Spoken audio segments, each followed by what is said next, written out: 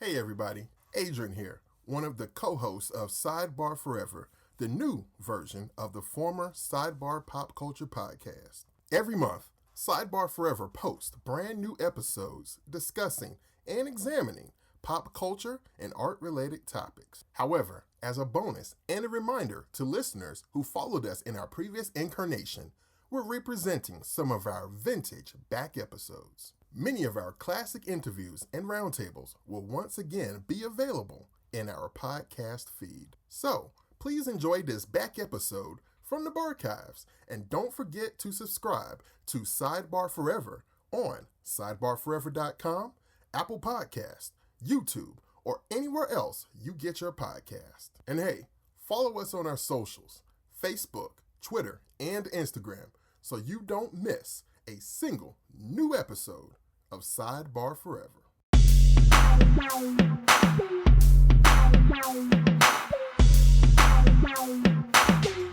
All right, welcome back to Sidebar, the comics, art, and pop culture podcast, where we feature the best art literate talk in the world. My name is Swain. I am Dwight Clark. And I'm Adrian Johnson.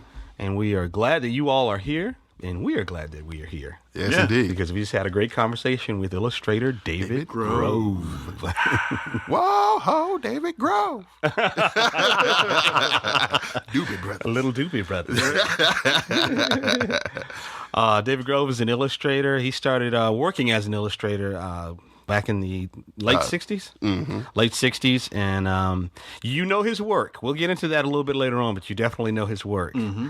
And it was a great conversation, and you're definitely going to walk away with something that you didn't have before you hit the on button. So, there you go. As we mentioned, David Grove is he's an illustrator, but he's also a photographer. Mm-hmm. He's a musician. Mm-hmm. Yes.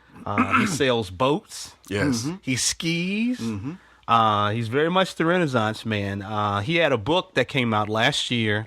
It was a book that he was very much involved with the production and design of, David Grove, An Illustrated Life. From An Illustrated Life. Right, from Norfolk Press. From Norfolk Press. And this particular book covers, this guy has had a life like no other. Yeah. Yes. I mean, he has traveled. He lived in Paris and England for a while. I mean, he's a bad man. He's done it all. I mean, he's had, we mentioned it in the conversation, this guy's had near-death experiences, Yes. Brushes with the law, death experiences. He's just had it all happen. Yeah. And lived in chateaus and villas. And, yes, it's just crazy. Yeah. But it's all true and it's all real. Mm-hmm. And if you pick up a copy of the illustrated Dave Grove, An Illustrated Life, I mean, you can see and read for yourself. Mm-hmm. But beyond that, it certainly is a good encapsulation of his career as an illustrator. The editorial stuff he's done, movie posters, Yes. his drawings, personal photographs, his photographs. You know, when he was working as a photographer and majoring in photography before he switched over to illustration. And even before that, because he was taking pictures along the way. He was sketching along the way, and it's like in a journalistic fashion. And it was like, wow, he just encapsulated so much of his younger life in a pure form. Mm-hmm. And managed to hold on to those things and put them into this book after all those times. Like, damn. Yeah. I mean, it reads like it was written yesterday, not like it was written 40 years ago or whenever it was. Yeah, very contemporary. So, but anyway, David is originally from Philadelphia. He went to school at Syracuse. After school, he worked for a while, and he saved up some money, and then he moved to Paris and started his career as an artist in Paris and England, and then later moved to San Francisco, which is where he now makes his home. Right. Over his career, he's worked in many areas of commercial art, most notably film, which we cover in the discussion, but also advertising, and he's done some corporate stuff. Lots of well-known sponsors: Car and Driver, Ballantine Books, Goodyear, Indianapolis, General Motors, Warner Brothers, Universal Studios, Disney, Time Warner, blah blah blah. He's worked on movies like Pale Rider, The Outsiders. Something Wicked This Way Comes. Something There you Wicked go. This Way Comes. Yeah. Vision Quest. Yes. With Matthew Modine and Linda Fiorentino. Yeah. With the Madonna song in it, Crazy for You.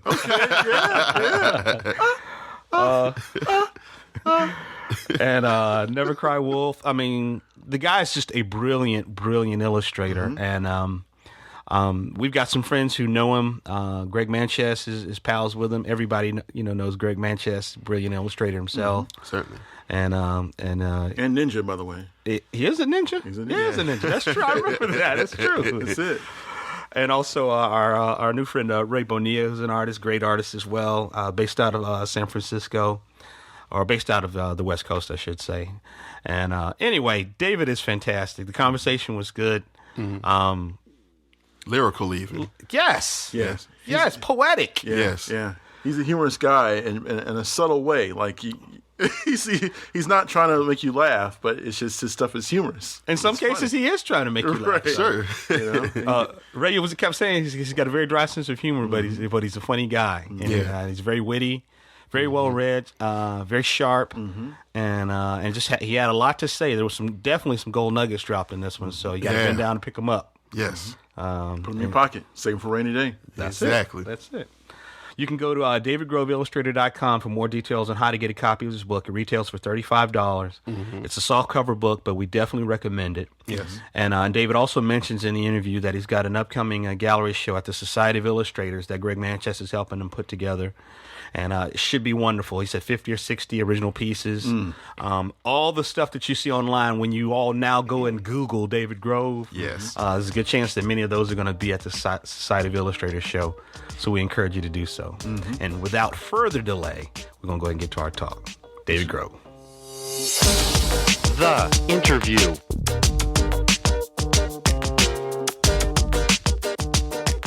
David, when you were inducted into the Society of Illustrators Hall of Fame in 2007, your friend and your pal Greg Manchess referred to you in his speech as a reluctant illustrator. And I was curious if he discussed beforehand using that term and what your thoughts were on that term to describe your journey from a budding chemical engineer and then to a photographer and then finally to what we would deem a superstar illustrator. Well, he didn't tell me. I mean, I didn't know what he was going to say. I don't, on that issue, there's nothing reluctant about my illustration or my feeling towards it. I certainly sort of stumbled into it, a long time ago, which may have been what he was referring to. I never asked him what the hell he meant by that. There's nothing reluctant about my work or my devotion to it or anything. That's for sure. I don't. I'm going to have to kick his ass.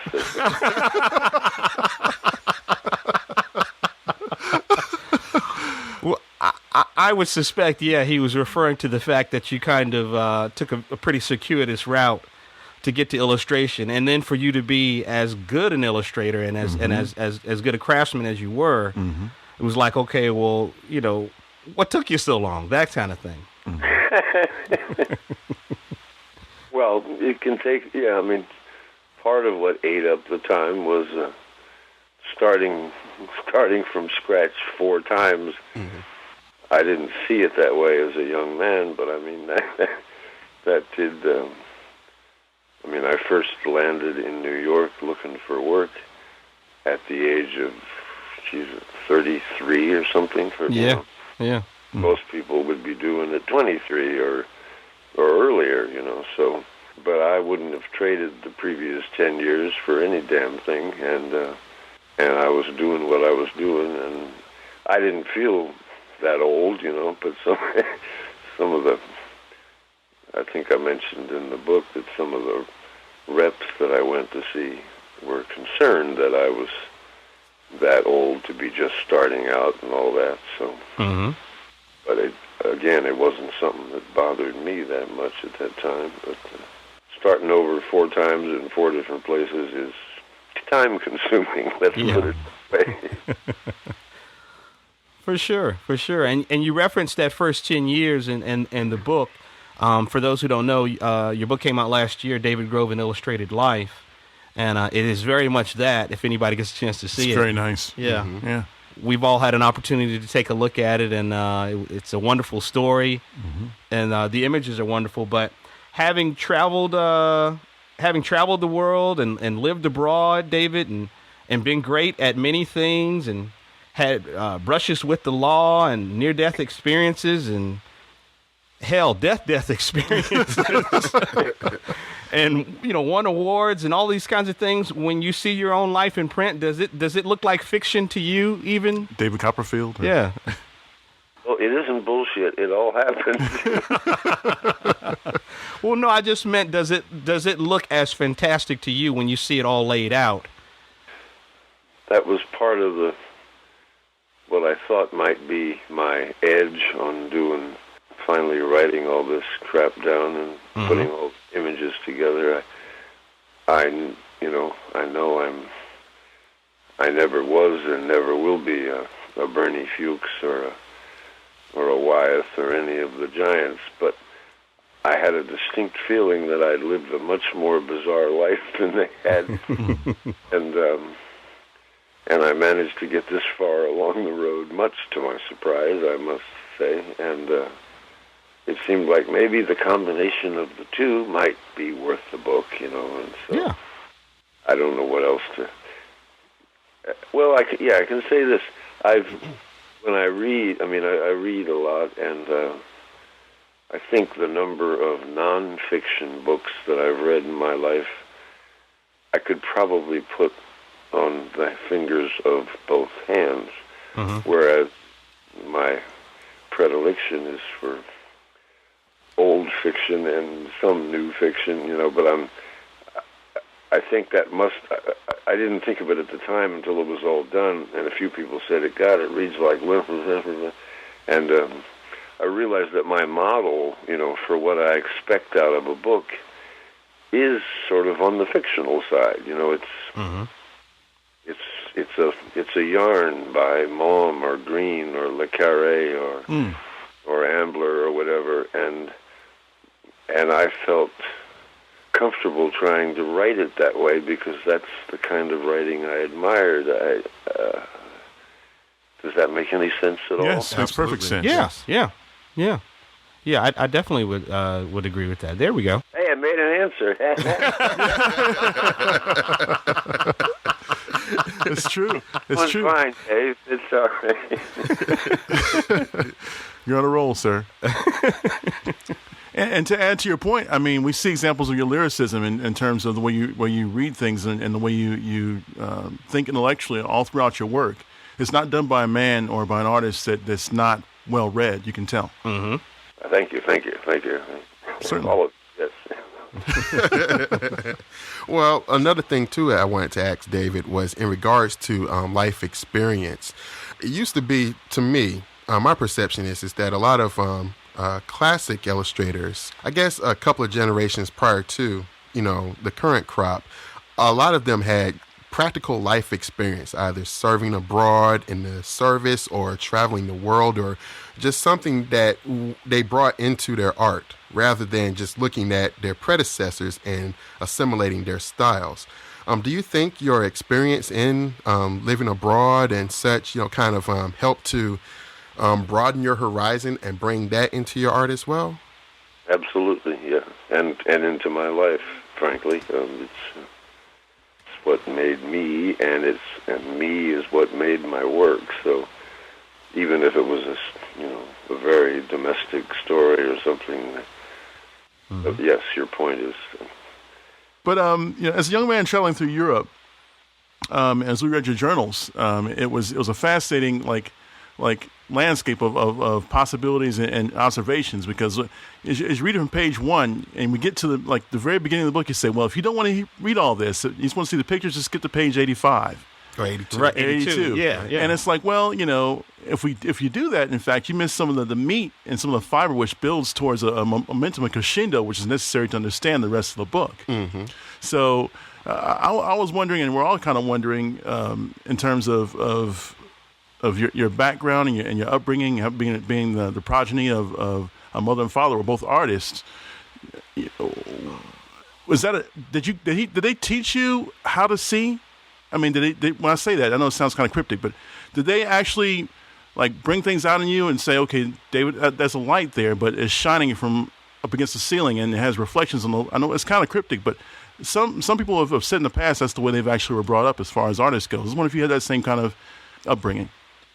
Yes, and I don't think there's anything cryptic about it. I mean, I was very fortunate that both my father, especially my father, in terms of light and the color of light and the way it moves, all that stuff was made much more aware to me as a child even than I would imagine most people get the advantage of. But and seeing, not just having picture books read to you, but having picture books read to you where you get a chance to see the pictures through the eyes of a man who really appreciates what's on that page, and transfers that admiration and desire to look, I guess, to you, and stayed with me to this day, David, considering that both of your parents were artists, were they a little ticked off at you when you wanted to go to school and become a chemical engineer, or were they? No. They were, in fact, very, they were both. Well, my mother had been a teacher when she met my father, and my father was an employee of the Bureau of Engraving, and they met at art school at night, in Corcoran Art School in Washington, D.C. But they knew damn well, even in 1938, that trying to make a living as an artist or get any recognition as an artist was shall we say, a crapshoot at best, Right. So that they had a son who seemed to have an aptitude for, chemistry and physics and engineering and whatever, in a way made them think I was going to, have a good chance of making a decent living. Basically they were pleased that I did, I just drew all the time and did watercolors and did every damn thing I could think of. And they didn't envision that disappearing. Envisioned me maybe, having a real job, which I did for 2 years actually, but no, it was that again was sort of happenstance. I was all set to go when this scholarship thing we'd all forgotten about came through, and that was that. So. The switch to photography. Are you still, to this day, are you still interested in photography, and do you still take shots as a hobbyist, or? Well, most of the photography for the last 40 years has, in fact, been nothing more than, the reference for my illustration. There's been, I've gotten moved occasionally and gone out and looked and seen and shot as someone trying to make a photograph, but it's been a small percentage of a shitload of scrap shooting and model work and all the rest of it. I admired it all along, and it was at Syracuse. It happened because it was a result of the particular program and the particular man who was running it at that time. It was very attractive and seductive, and frankly, it was it takes a long time to get the chops to do a painting or an illustration that looks like you know what the hell you're doing. Right. In photography, before I even got out of Syracuse, I was doing work that, people were publishing, and when I went to get the job, and that, Bert Stern liked and all this stuff, so... it didn't really matter whether I knew how to mix paint, or... Okay. The stuff looked good. And so that was kind of seductive as well, and that's why the portfolio that I ended up schlepping around Paris was a photographer's portfolio, basically, because that was the work that had looked as good as anything needed to be, whereas there were a couple... sample late-night things I had done that came out pretty well, but a whole bunch of them didn't. And so, but I don't know. It was easier to look like you knew what the hell you were doing in photography than it was in illustration for quite a while. To this day, but I'm still... no. I'm done, I think, with that stuff, but... and I did get a handle on it finally, I guess, but... Well, I just thought it was an interesting change of goals, because you switched from chemical engineering to photography, and then the photography ended up assisting you in your illustration stuff. And that was a neat little story in your book where you talked about, you're shopping your portfolio and all you had was the photography stuff. And the guy's like, but he liked, the illustrations, and he encouraged you with that. And that was, that's what ultimately, took off for you. So. Yeah. Yeah, it all worked out just fine, and they all lived happily ever. Now, at the time you were shopping your portfolio, David, you mentioned in the book as well some of the predominant illustrators, such as Mark English and Bernie Fuchs, were really, and Bob Peak for that matter, were really crafting illustrations that were very popular within a certain, I guess, kind of style or technique. And there's a certain thing that you noted in your book, as far as like the way a lot of those illustrations were done. Now, I didn't realize that until you had said it.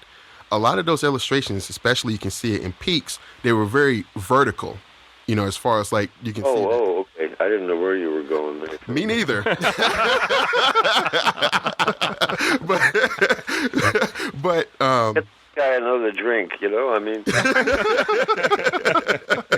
But yeah, a lot of the illustrations that you noted, like Peaks and Fuchs and such, they were all very vertical. You can see the visible strokes and whatnot. So you took a different approach and said, what if I do horizontal instead?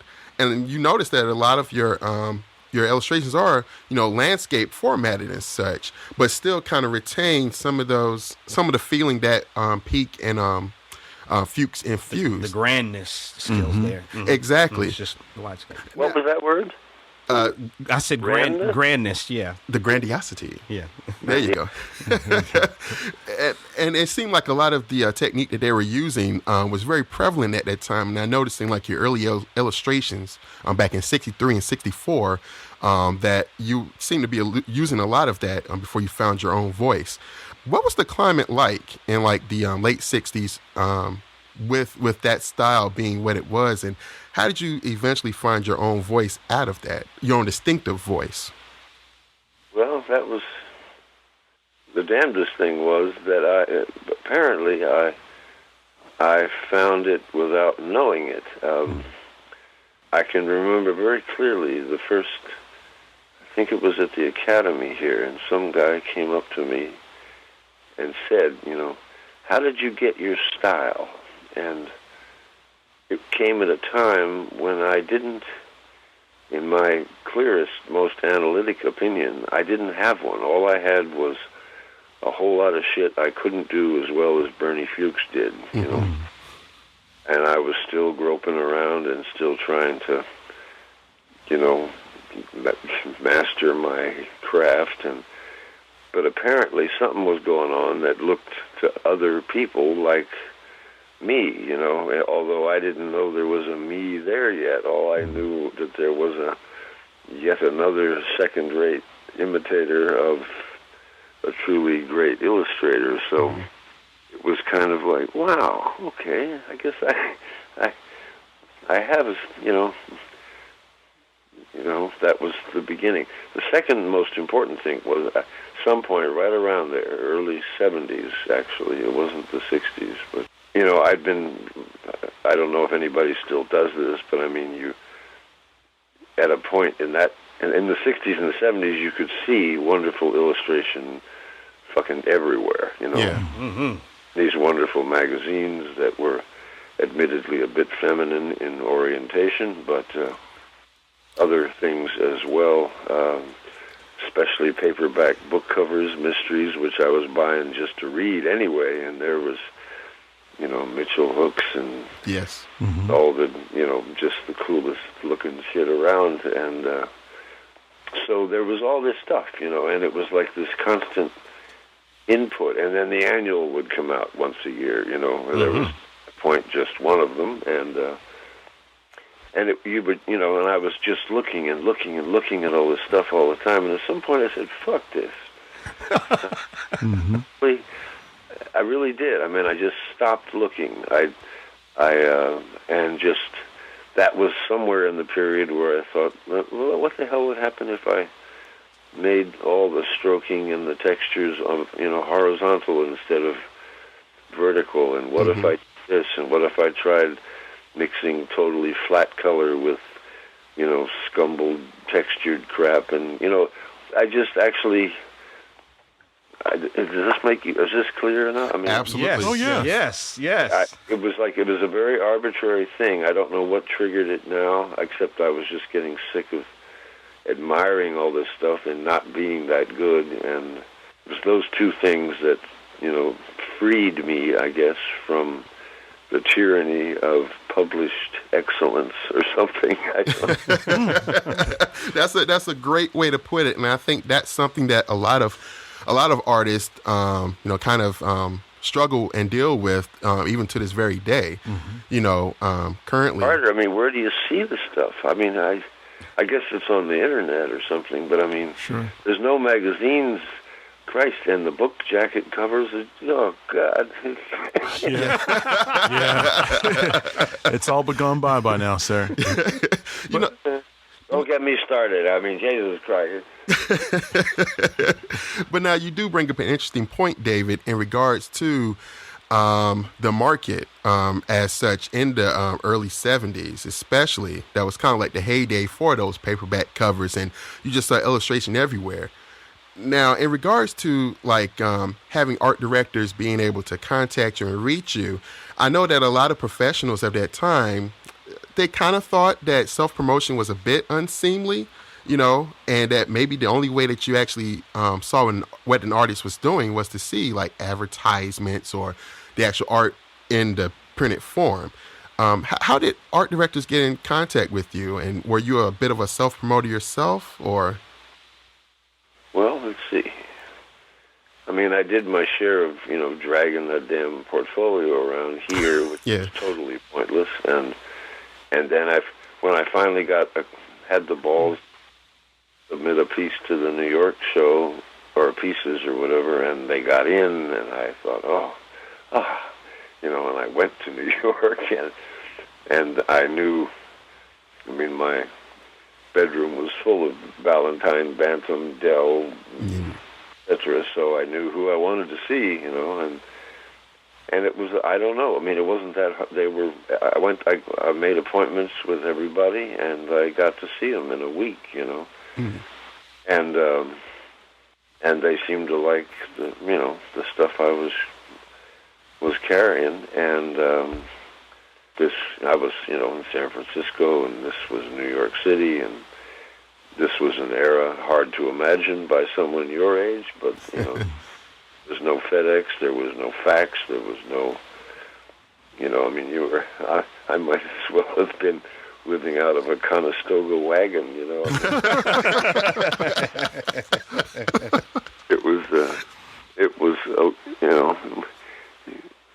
It wasn't like today. Let's just leave it at that. Mm-hmm. And as I said, the reps that I met liked my work, but they were concerned about my age, and they were concerned about how fucking far away I was. And right.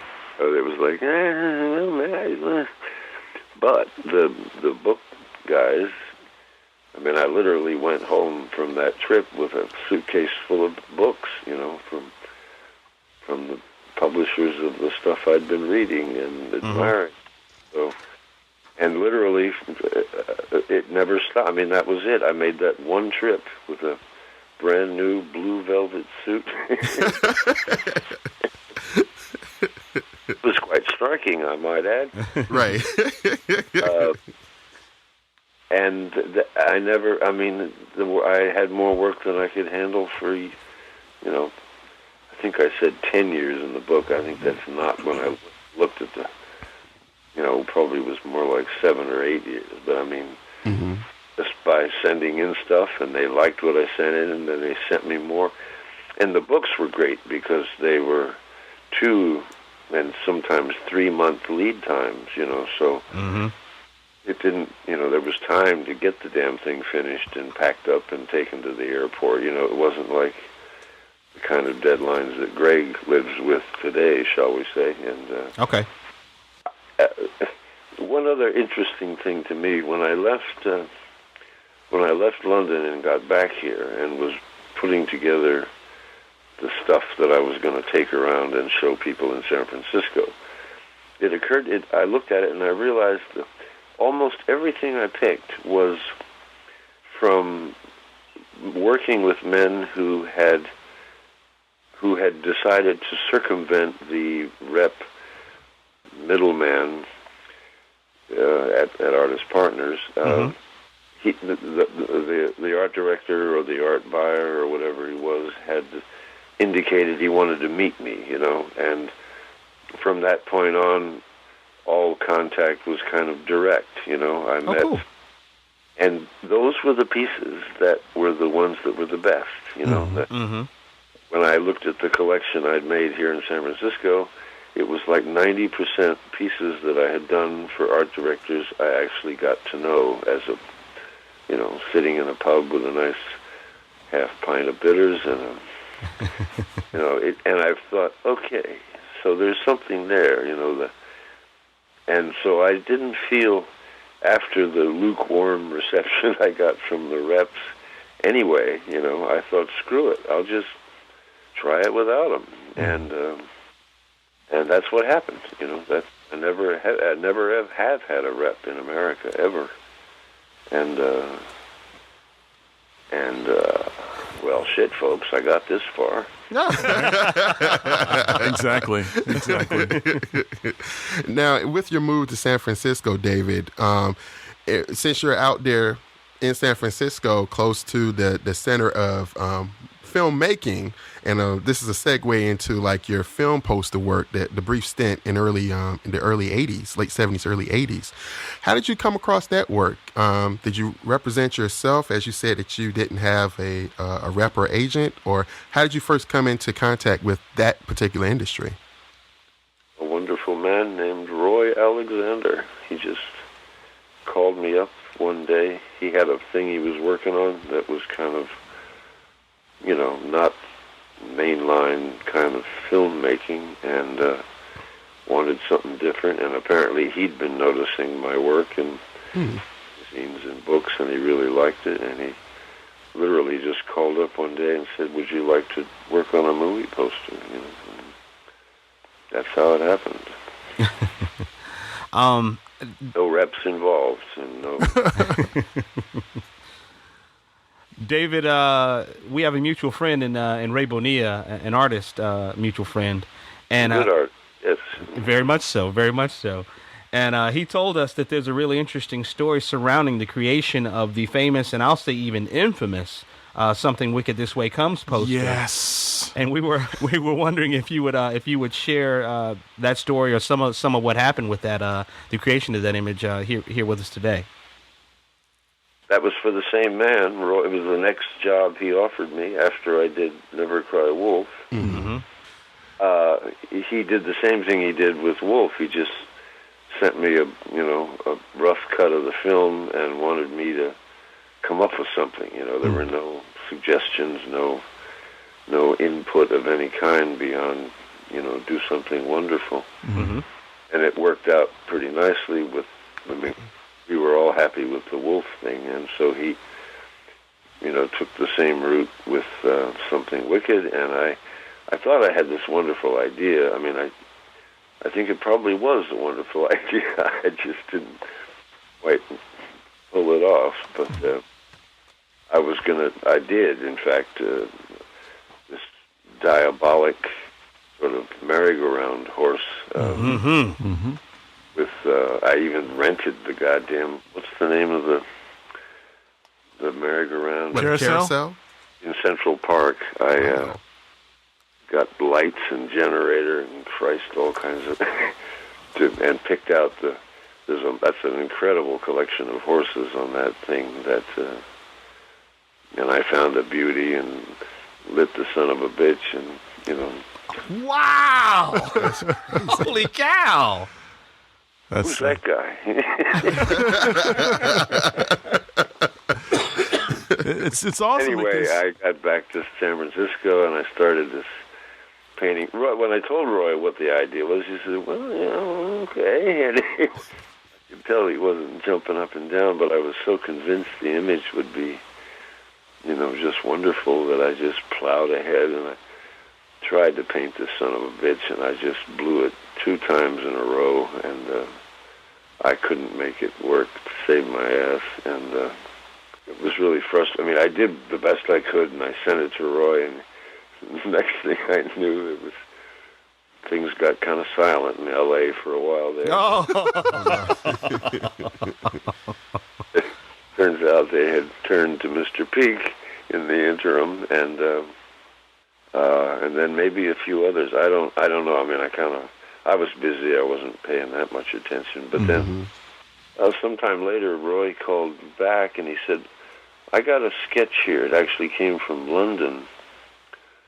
And he said, "Let me send it to you and tell me if you think you could do something with these elements anyway, or with something, for the same picture, for something wicked." And it was just a little black and white sketch. I don't remember. I don't even know that he told me the name of the artist or what the hell it was doing in London. But and it was basically a pair of hands. It didn't look anything like what I painted, but it was the splayed hands with the tattoos of the children and all that were prominent. It was a horizontal, like a billboard kind of thing. Okay. And so I thought, oh well, what the hell? And I did this one drawing that by that time he'd sent me a pretty good pile of scrap, from the shoot, and the film was still in production at the time. I went down there. I met Jason Robards on the set. Oh, cool. Cool. Which was a thrill, and I was in the library set, which was a thrill, and I walked through the whole damn town they'd built out of brick and iron. Wow. Nice. This was not a cardboard piece. This was, and it hadn't been shot. It was all full of real leaves, and it was just the magic of all that crap. I could spend days out on those back lots. I just loved it, and but I guess I took some pictures when I was down there, and anyway, I had this stuff, and I did this one drawing, and this time Roy was not silent. He said, "Oh, paint it," and I painted it, and I liked it. Quite pleased with that image. Yeah, I mean, that's one of your quintessential images that everybody keys into when you say. Yeah, I think it is. It was one of those things where everything just finally worked, even if it got off to a bit of a raggedy start, as they say.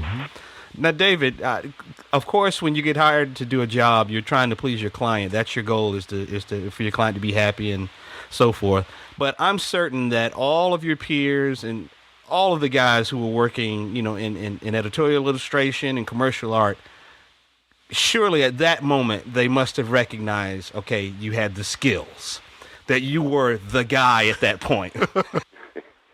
Well, there was a nice brief period where I was the guy, and I must admit it felt very good. And, yes, cool. It was it didn't last. No. But a very credible footnote in history, nonetheless, sir. I mean, so it's we're here today in honor of your service. Hey, he hasn't passed yet. I didn't say that. That guy anymore to drink. I think he's.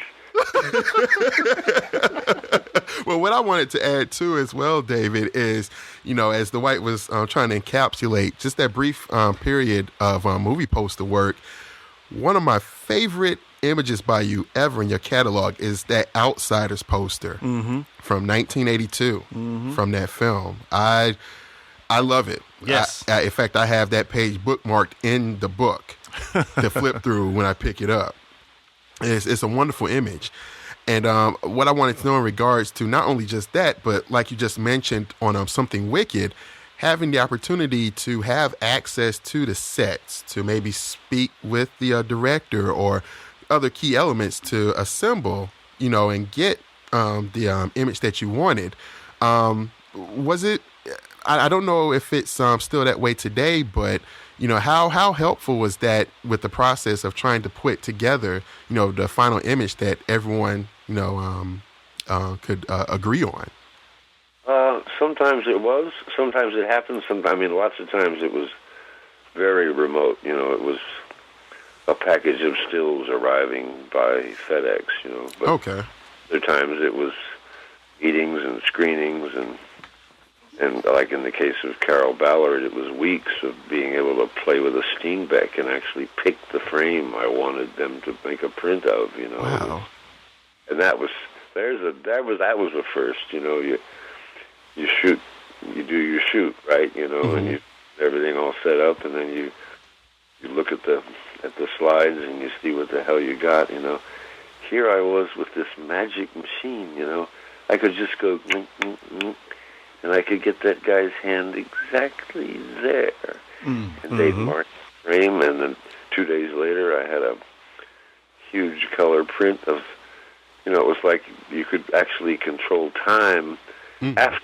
It was like, ooh, or just that little piece of light on the guy's cheek and his nose, that happened in mid-turn, and actually took that technique. Oftentimes the stills that they send, the production stills are great, but they're so used to doing these promotion stills, where they drag Tom Hanks or somebody back 4 months after he's finished the movie, right? They stick the same hat on him, and they put the, right, and they have him in front of some guy who just cranks these things out for a living, and what do you get? You get a yearbook photo of Tom Hanks in costume, Mm-hmm. And it's like I said, Jesus, don't. That's a waste of fucking time, Just give me anything shot from the film, rough cut, full cut. I don't give a damn, Give it to me on VHS. I don't give a damn. Right. I take it to my place, and I can do that. I go, there's actual sweat on the guy's face, and he's living that shot. He's running down the hall, or he's just seen the biggest son of a bitch he's ever seen in his life, or whatever. And it's, it's not a yearbook photo. It's something that has a little meat to it, and the accidental light that happens on sets is right there, and you just one frame up, one frame back. Mm-hmm. And I, for a long time, I just set up a 35 millimeter camera in front of the TV set and got the frame I wanted and shot it, and it was pretty quality, which actually I found I liked. There were no pores, there were a few individual hairs, depending on. But it left me free to paint more impressionistically. I could deal with the things that really attracted me, the temperatures of the light and the little fragments that were caught on pieces of face that, I don't know, it appealed to me greatly, and it worked out. That was my trick for several years. And when the promotion stills arrived, sometimes I never even opened the damn envelope because I knew exactly what was inside, Wow. Mm-hmm. Red background and garbage in front, So. Mm-hmm. And I think that's an important element that's missing from a lot of our movie poster work today is the element of storytelling and of investing, the artwork with something that of the promise that the film is supposed to present, is supposed to make good upon. And you were talking about technique just with the way that you shot 35 millimeter. And I guess that's a good segue into just your process in general. As far as your rub out process, or I guess the technique that people have termed rub out, how did you first come across that? Was that looking at someone else's artwork, or how did you arrive at that yourself? Well, it was kind of an accident. I had been working with Pelican ink as the base sort of overall color statement, and then I was on top of the gesso, and then I was building up things with acrylic after that. Okay. At some point in early 70s, I guess, I made the horrible discovery that this shit was about as fugitive as Dr. Martin. Not quite, but it was, at least it lasted more than a week anyway. But, right. But, and I'd been using all that, my father had very carefully taught me what was real pigment and what was garbage, and so I was very carefully buying Pelican ink that said burnt sienna and ultramarine and cobalt, cadmium, and I didn't know. What did I know? Anyway, all I knew is it went away. One piece in New York had apparently been, it was in Barbara Bertoli's office because she liked it, and when I got it back because it was going to go in a show in L.A., there was no fucking color. There was no blue left at all, and I thought I at first had, that they had just done a real good reproduction, which was all I had seen for a while. But then when I took the mat off, it was like, holy smokes. Under the mat, it was just like I'd painted it. Outside of the mat, it was just dead as a doornail, And I called Pelican at the time, and I said, look, this is outrageous. It was like 8 months or something that it was on display, and it had just gone away. And they said, well, actually, the burnt sienna and the ultramarine are dye equivalents. It was, in fact, aniline dye that they had mixed up to simulate, and I thought, Jesus, now you tell me. Time I'd been working for that stuff for, 6, 7, 8 years or something. And right around that exact point, at that point I was going to Europe at the drop of a hat every chance, at least once a year for a month, and sometimes twice a year for a month each. So I was spending as much time as I could afford back across the Atlantic, and a good friend from the days when we were both illustrators in Paris, who's the guy who's now sending me the cigarettes that I'm smoking, which are now no longer imported into this country. But he had just sort of discovered this thing.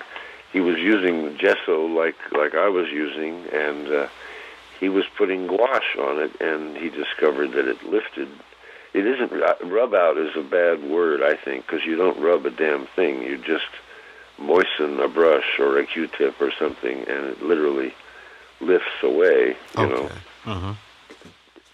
like Bernie was doing in oil, basically. And I don't know whether he was already reborn.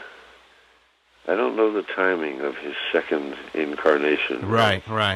God. But there was a Daniel Schwartz, I think, was it, that was also doing it in water-based stuff. I mean, it looked good. It just, it didn't. Anyway, here's Philip. I mean, his studio in Paris, outside of Paris, and he shows me this, nice-looking, and I mean, I was there watching him do it, and because he really wanted me to see it, and man, that was it. I got back from that trip, and I bought a shitload of Winsor Newton gouache, and that is genuine paint. I mean, if Winsor Newton says ultramarine, they're not screwing around. It's ultramarine. Yeah. And that was that quick. I mean, I never looked back. Plus, the other nice thing was that the gesso that I was fond of as a texture, sideways or not, you could, the ink reacted with it, let's say, but it didn't really get up and dance, But the gouache, because it's actual pigment suspended in water, it would settle in these little grooves, the brush strokes of the gesso, and actually really get going, you know. So it's like, ooh, Davy, you got it, you know. And does that answer that question? Yeah. So in a way, it was. I'm sorry. Oh, go ahead. I didn't mean to interrupt, sorry. Oh no, I was just gonna say. So in a way, it was being subtractive, then additive, then subtractive, just to your taste. In a way, you're just adding and subtracting. Like, you know, take away some of the gouache, add a bit more here to maybe fill in that spot with a different color and such. Yeah, I mean, that part was tricky. It had to go on wet, you know, the whole basic statement had to be done once, you know, in one nervous making shot, and with as much preparation as possible. But and there would always be screw-ups, you know. If 2/3 of it was like, ooh, that's good, but Jesus, that sucks, you know. And so you'd spend a week trying to make that part that sucks look like it had happened on the first go, you know, at least, you know, so that it wouldn't be obvious that it was a rework or a patch. And that's, you know, you really only get one shot. So I got better at figuring out how to, you know, add things later and make it look nice. But it's a clumsy technique, I guess you could say. Yeah. But it you know, it was like I was basically so pleased with what you know, it was like finally that was what I'd been working towards, even though I didn't know it, you know, and finally I was working with materials that would last and that behaved well if I didn't screw up, and clumsy but effective, David. There you go. But effective. There you go. So when doing the illustrations for Captain Blood, did you feel the weight of expectation from your predecessors like Dean Cornwell and Meade Schaefer that illustrated those same stories generations earlier, or? It was kind of you not to mention Wyeth, but him too.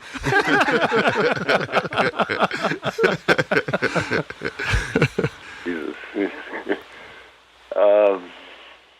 Yeah, there was a tremendous weight of expectation. I mean, at that point I was sort of doing books, you know. I was a real illustrator, and that was a certain accomplishment for somebody who spent half his life wandering all over hell. But I was determined to do something, you know, worthwhile and strong, and I got lucky. I mean, that's another piece I'm very, very proud of, the cover piece.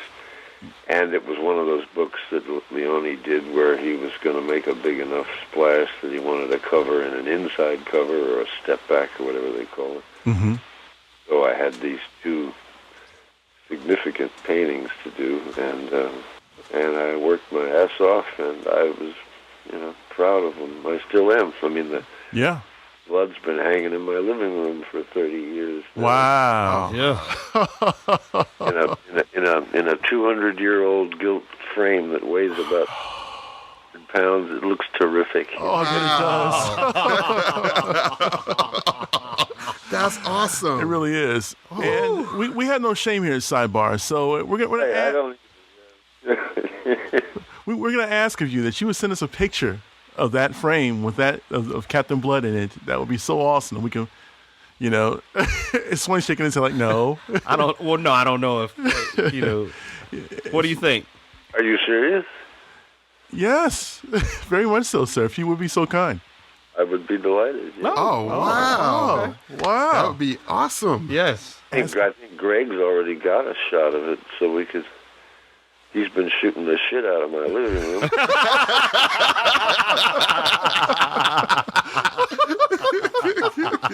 That's cool. Go Greg. Yeah. Well, speaking of Greg, this is one thing I was curious about, David. In your book, you know, there's a picture of you drawing in front of some students, and you kind of make mention that teaching is not really your thing. But Greg and I exchanged emails, and he mentioned that you were his instructor for about 5 weeks, and I was just wondering what was the situation in which you were his instructor, and how did you all's friendship go from, you know, student teacher to to friends? Well, there was a time. I mean, I didn't get to know him as a friend or as a fellow illustrator for a while after that. I had, even by the early 70s, I knew that I was on a ship that was sinking in terms of a craft and or a business or whatever you want to call it. I mean, the cost of living was rising, and the E for illustration was clearly not. And even for someone who was beginning to be known, as it were, it was just like... And I felt... I mean, when I made the decision to be an illustrator in 1959 at Syracuse University, I can remember asking... We were all gawking at, at that time it was even some of the Detroit stuff that Fuchs and English were doing. Right. But somewhere along the line, there was the very beginning of the Magic Lady magazine thing that...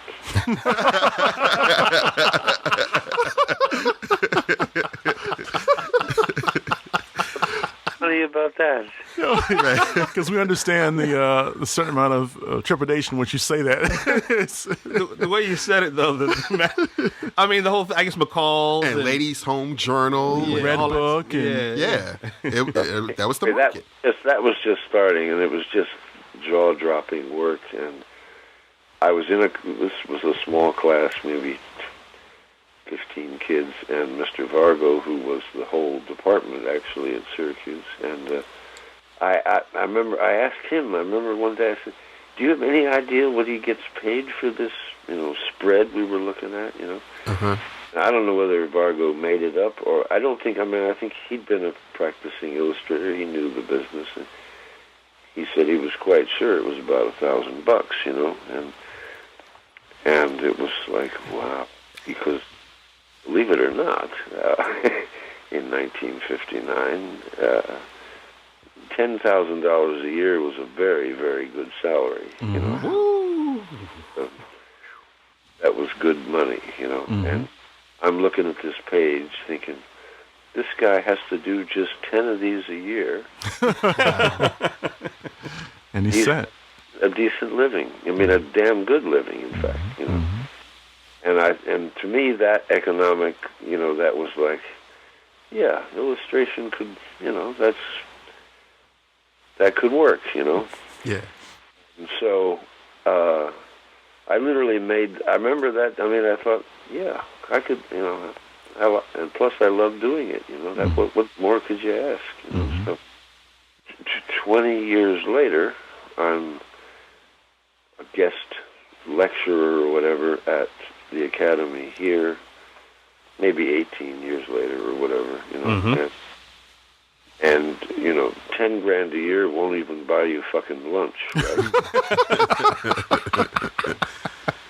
And I'm doing, high profile magazine pieces and book covers for anything from $100 to $500 a piece.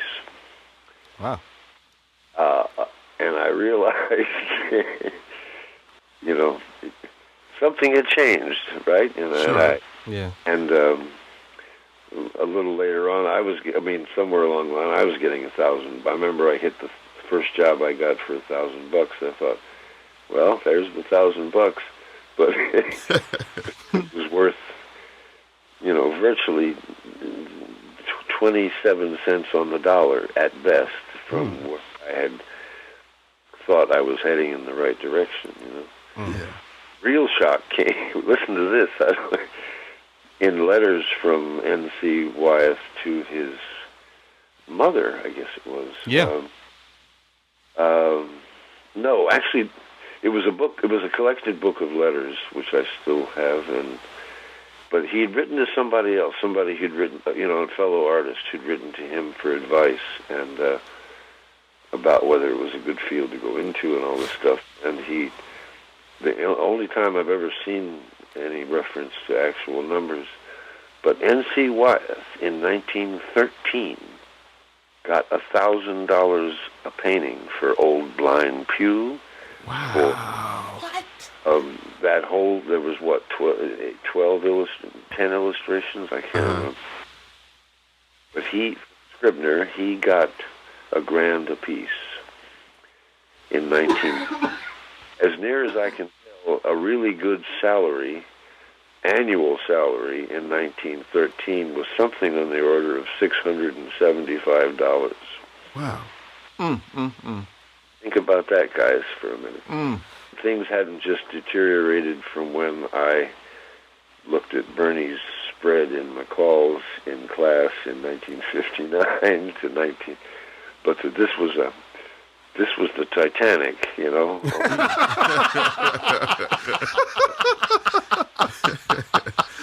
It's true. Very slow, but nevertheless, the outcome was absolutely inevitable.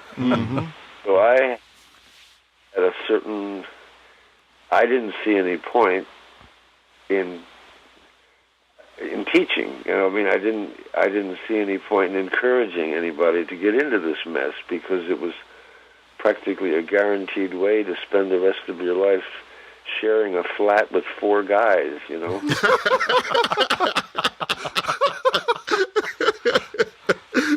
Wow. You didn't know I was that venal, did you? No.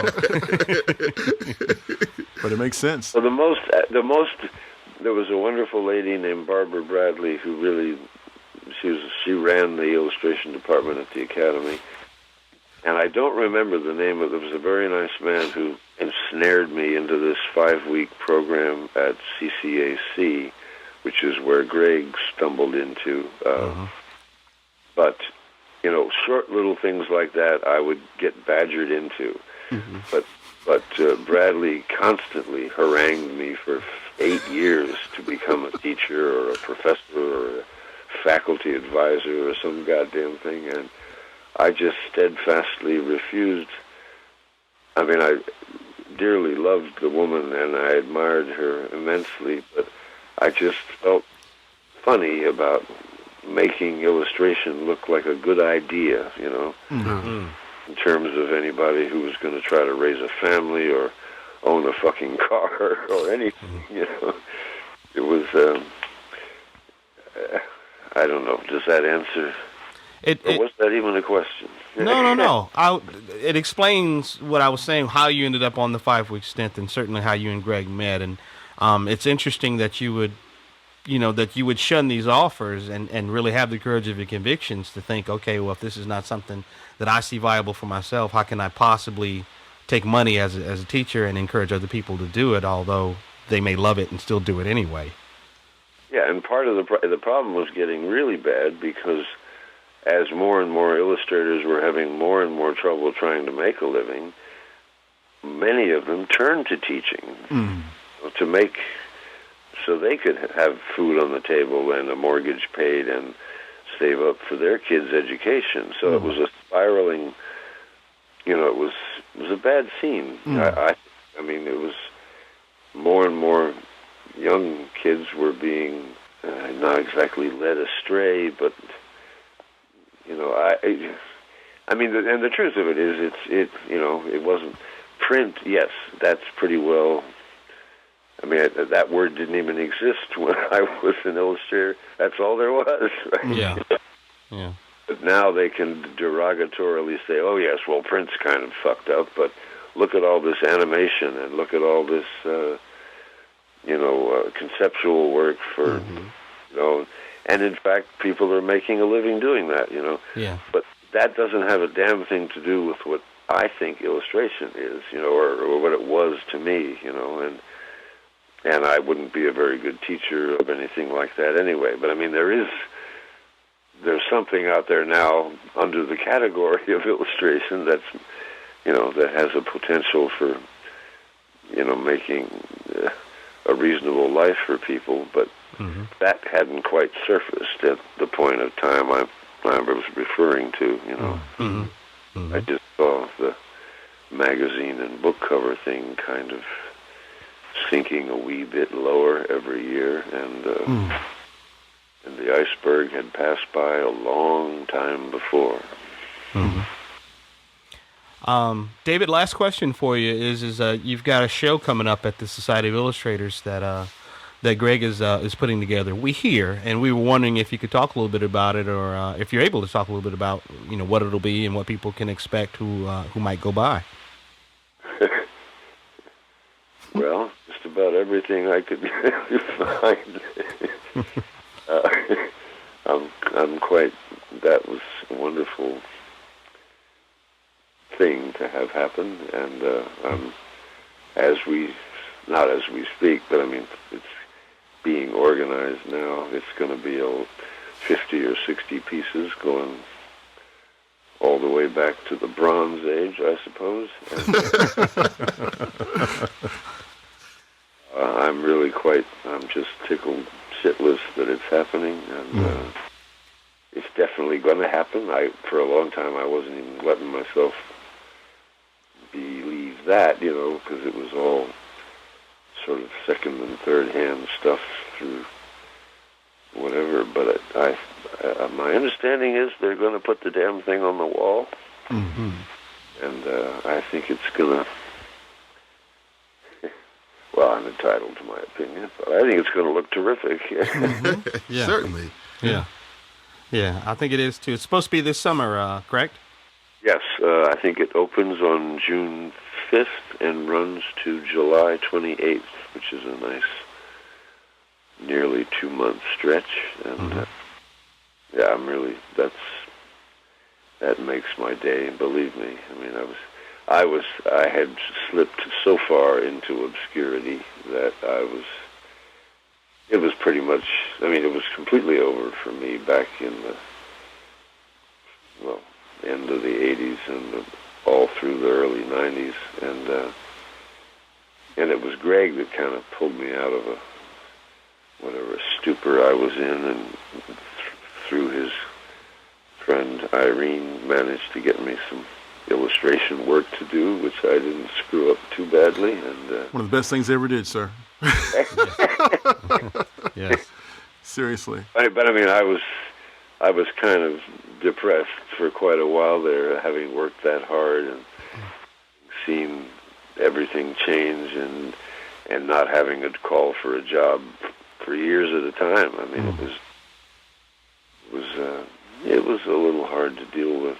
Sure. The things that really punctuated the hardness of it to deal with was some guy brought me a big coffee table book. I think it was published in England, of film poster work in America, I think, or whatever. Very impressive, very handsome. And there was to make a long story short, there was Pale Rider, beautifully reproduced, and at the bottom it said Pale Rider by Michael Dudash. Boo. And it was like, not only have I fucking disappeared, but I've disappeared without a trace, so all the things that have been happening in the last few years here are just quite, I don't know, I don't even know what the word would be, but I feel like all that work was worth it, I feel the 6 or 7 years it took me to put the book together was worth it, and I don't know, I feel a hell of a lot better than I did, 15 years ago about my life and my work and all that stuff. But and here I am talking to you guys, right? Who wouldn't have been sure I wasn't Michael Dudash. I don't know about that, because we knew. Yeah. Well, to buttress your point, David, it was actually Swain and Dwight who introduced me to your work as recently as last year. Wow. And Swain had posted a couple of images of yours onto our Facebook page, and he said, "This is David Grove," and I said, "Who is that?" He's awesome. It's like, and and somebody punch that man. And so he was like, "No, David Grove. He did this and that." I was like, okay. So I started my search, and I ended up, coming across your stuff, and it's just like, wow, where have I been? Yeah, he was literally floored by it. Yes. I couldn't stop talking about it, I'm delighted to hear that, and I'm delighted that you guys called, and you're making me a happy old man, I must say. So, well, thank you, sir. Yeah, thank you for doing it. I've got one off the beaten path question that Swain nor Adrian thought I was going to ask this question, but I'm just curious because I realize that you're a music fan from a long time ago. And if you had one song in which you could summarize and this is out there, David, so forgive me. But if you had one song, that could summarize what you thought that your path was in life, what would that be? Wow. I know it's a doozy, so I apologize. Well, okay, I would say, well, let's see. Could I have two? Yes, by all means. Okay. Miles Davis and Gil Evans' version of Sketches of Spain. Okay. Yes. And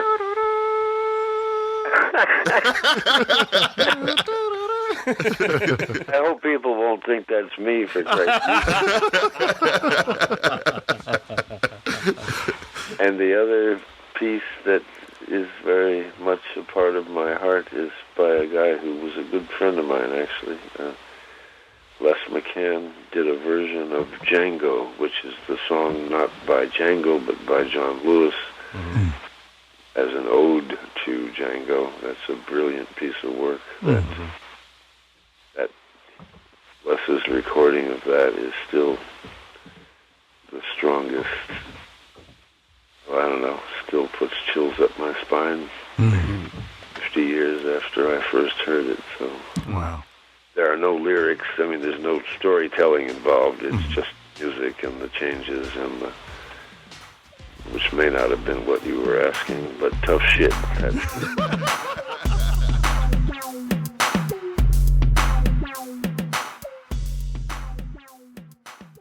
That concludes this episode of Sidebar Forever, hosted by Dwight Clark, Swain Hunt, and Adrian Johnson.